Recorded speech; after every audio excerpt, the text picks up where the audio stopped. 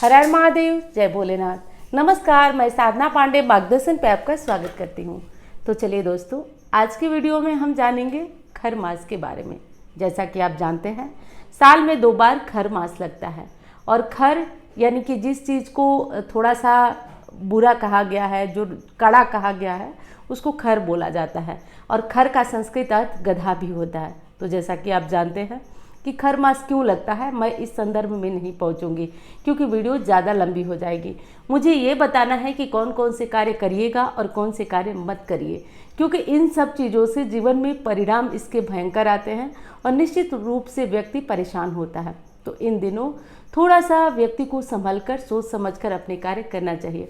वैसे तो धार्मिक कार्य, अनुष्ठान, पूजा पाठ कराने के लिए ये दिन बहुत उत्तम माना जाता है। किसी भी प्रकार का पूजा पाठ, रामायण, कुछ भी आप करा सकते हैं, कोई भी दिक्कत नहीं है। तो खर मास का प्रारंभ हो रहा है 14 मार्च से और कब तक रहेगा तो 13 अप्रैल से रहेगा।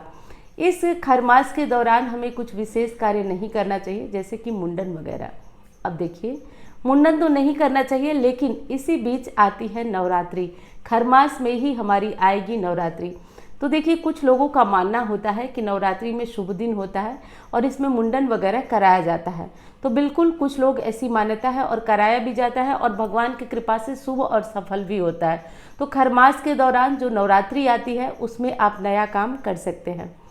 देखिए, कुछ लोग कहते हैं कि नवरात्रि के दौरान भी खर मास में नया व्रत प्रारंभ नहीं करना चाहिए। तो ये बात बिल्कुल सत्य है। खर मास के दौरान कोई भी नया व्रत अनुष्ठान प्रारंभ नहीं करना चाहिए। लेकिन इसी बीच जो नवरात्रि आती है, तो नवरात्रि से आप कोई भी नया व्रत प्रारंभ कर सकते हैं। जो नवरात्रि के 9 दिनों के बीच, जैसे कोई गुरुवार का, शुक्रवार का, रविवार का, सोमवार का व्रत करना चाहता है, वो शुरू कर सकता है। तो किसी भी प्रकार से कोई दोष नहीं लगेगा। खर मास के दौरान और विशेष बातें हैं जिनका कि ध्यान आपको रखना होगा। जैसे कि दोस्तों, खर मास के दौरान कुछ विशेष काम, जैसे कि बच्चों का मुंडन कराना, तो नवरात्रि में है तो नवरात्रि में करा लीजिए, बाकी टाइम में नहीं कराया जाता है। कोई भी वैसे बड़ा व्रत प्रारंभ करना, वो भी नहीं किया जाता है खर मास के दौरान। और हाँ, एक चीज़ और आती है जो कि मैं कुछ इस विषय में आपको बताना चाहती हूँ। जैसे कि नए श्रृंगार की सामग्री खरीदने के से जुड़ी हुई बहुत सारे प्रश्न आते हैं। तो कभी भी कहीं भी शास्त्र हो गया या किसी से भी पूछिए आप, तो ऐसा जो भी आपके घर में बड़े बुजुर्ग हैं वो खुद आपको बताएंगे। आप कोई भी किसी भी यूट्यूबर की बात मानिए या न मानिए, लेकिन आप अपने घर में बड़े बुजुर्ग से पूछिए। किसी भी तरह का श्रृंगार सामग्री आप खरीद सकते हैं, कोई भी चूड़ी, कोई भी बिंदी। अब हर चीज़ को आप लोग इतना बड़ा मत बनाइए, ऐसे जीवन चलाना मुश्किल हो जाएगा। तो कोई भी चूड़ी, बिंदी, साड़ी नया खरीदना, पहनना, ये सब कोई दोष नहीं होता है। हाँ, नया गृह प्रवेश करना होता है तब थोड़ा सा सोचना होता है। नया कोई मुंडन कराना होता है या इस तरह की चीज़ें होती हैं, तब हमें थोड़ा सोच समझ करके कार्य आगे बढ़ाना होता है। कोई भी घर है, नया न्यू डालना होता है, तो ऐसे में वो चीज़ें नहीं करना चाहिए। लेकिन आपका घर पहले से बनता आ रहा है और छत की ढलाई होने वाली है, तब इसमें कोई भी शक न करें और आप छत की ढलाई बिल्कुल कराएं। किसी भी प्रकार का कोई दोष नहीं लगेगा। जैसे बच्चे का एडमिशन अगर इस क्लास से उस क्लास कराना है, तब कोई भी दिक्कत वाली, डर वाली बात नहीं है। लेकिन नया नया एडमिशन करा रहे हैं, तब थोड़ा सोचने वाली बात है। नया एडमिशन करा रहे हैं, बच्चे की पहली शिक्षा आप दिलवाने जा रहे हैं, तब सोच लीजिए। बाकी नवरात्रि के काल में कोई भी पूजा पाठ, अनुष्ठान या नया कार्य आप करना चाहें तो कर सकते हैं। हालांकि कुछ विद्वानों का मानना है कि नवरात्रि के दौरान भी ये कार्य नहीं करना चाहिए। और ये खर मास जो होता है वो विशेष इन्हीं कार्यों के लिए होता है। कोई भी पूजा पाठ करना चाहते हैं, कोई भी चीज़ करना चाहते हैं, तो बिल्कुल आप कर सकते हैं। पूजा पाठ करने में किसी भी प्रकार की मनाही नहीं है। कोई भी बड़ा पूजा अनुष्ठान कराना चाहते हैं तो उसमें भी कोई मनाही नहीं है। यहाँ तक कि अखंड रामायण यानी कि रामचरितमानस का पाठ भी कराना चाहे तो किसी भी प्रकार की कोई दुविधा नहीं है। और पशुपति व्रत, जैसे पशुपति व्रत जो लोग करते आए हैं, वो उनका उद्यापन भी कर सकते हैं। 16 सोमवार वाले व्रत का भी उद्यापन किए जा सकते हैं। परंतु ध्यान रखें, जिन व्रतों को टाला जा सकता है उन व्रतों का उद्यापन भी नहीं किया जाता है, क्योंकि कोई ये उद्यापन भी थोड़ा विशेष कार्य माना जाता है। तो जिन व्रतों को टाला जा सकता है, जैसे पशुपति व्रत को नहीं टाला जा सकता, 16 सोमवार व्रत को नहीं टाला जाता है, तो इन व्रतों का उद्यापन भी आप कर सकते हैं। कहीं भी किसी प्रकार से कोई मनाही नहीं है।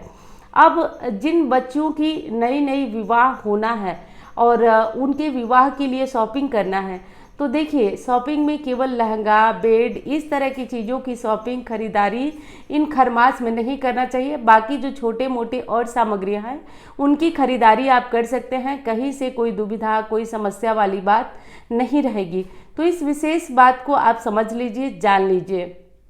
खर मास में एक और विशेष चीज़ का ध्यान रखना होता है, हमें अपने घर की मूर्तियों को नहीं बदलना चाहिए। कोई नई फोटो लाना चाहते हैं, नई मूर्ति लाना चाहते हैं, तो प्रयास करें कि खर मास के दौरान न लाएं, क्योंकि ये थोड़ा सा दूषित मास माना जाता है। लेकिन पूजा पाठ से जुड़ा हुआ कार्य करते हैं, लेकिन जो हमारे घर में मूर्तियाँ आती हैं, फोटो आती हैं, वो सालों साल रहती हैं, तो इसलिए इन चीज़ों को करना मना किया जाता है। दोस्तों, पिछली बार जो खरमास से जुड़ी हुई वीडियो थी उसमें बहुत सारा ये प्रश्न था कि हम कोई नई ज्वेलरी बनवाना चाहें तो बनवा सकते हैं या नहीं। तो देखिए, कोई नई ज्वेलरी लेना चाहें, चाहे शादी के लिए या जैसे भी, तो बिल्कुल ले सकते हैं। इन छोटे छोटे कार्यों का खरमास से कोई लेना देना नहीं है, बिल्कुल आप इस कार्य को कर सकते हैं। बड़े मांगलिक कार्य हो गए, इन कार्यों को जैसे जनेऊ वगैरह, इन कार्यों को टाला जाता है, क्योंकि खरमास लगा होता है, तो इसलिए इन कार्यों को टाला जाता है। मैं उम्मीद करती हूँ कि आपकी होली बहुत अच्छे से हो रही होगी और आप सभी को होली की बहुत बहुत बहुत शुभकामनाएं। बाबा विश्वनाथ जी की कृपा आपके जीवन में बनी रहे, ऐसी कामना करती हूँ। और हाँ, वीडियो पसंद आए तो लाइक करना भूलिएगा मत, लाइक कर दीजिएगा। चैनल को आपने सब्सक्राइब नहीं किया तो ज़रूर करिएगा, क्योंकि मैं कोशिश करती हूँ कि आपके लिए ज़रूरी वीडियोस जाती रहे और आपको भी ज़रूरी लगती है, कहीं ना कहीं काम की लगती है, तो आप ज़रूर चैनल को सब्सक्राइब करेंगे। अब बात कर लेती हूँ कि खरमास के दौरान जो रोज़ाना मंदिर जाते हैं, रोज़ाना जो मंदिर जाते हैं, मंदिर जाकर पूजा पाठ करते हैं, तो इन चीज़ों में आपको कोई रुकना है या नहीं रुकना है। तो देखिए, अगर रोज़ मंदिर जाते हैं, पूजा करते हैं, तो ये तो बहुत अच्छी उत्तम बात है। आपको कहीं किसी कार्य के लिए रुकना नहीं है, बिल्कुल आप रोज़ मंदिर जाए। और कोई नया पूजा पाठ अगर प्रारंभ करना चाहते हैं, कोई स्तोत्र वगैरह प्रारंभ करना चाहते हैं, तो पूजा पाठ है, आप इसे कर सकते हैं, कोई भी दिक्कत नहीं है। जैसे कि पिछली बार बहुत प्रश्न आया था कि नया नया पीपल पूजा करना है तो हम कर सकते हैं या नहीं, तो बिल्कुल आप नया पीपल पूजा प्रारंभ कर सकते हैं। कहीं किसी प्रकार की दुविधा, दो राय, कोई समस्या आपको नहीं आने वाली है। तो ये सारे कार्य कर लीजिएगा। मैं उम्मीद करती हूँ कि वीडियो आपको अच्छी लगेगी, काम की लगेगी। और अब मैं मिलती हूँ आपसे अन्य वीडियो में। धन्यवाद।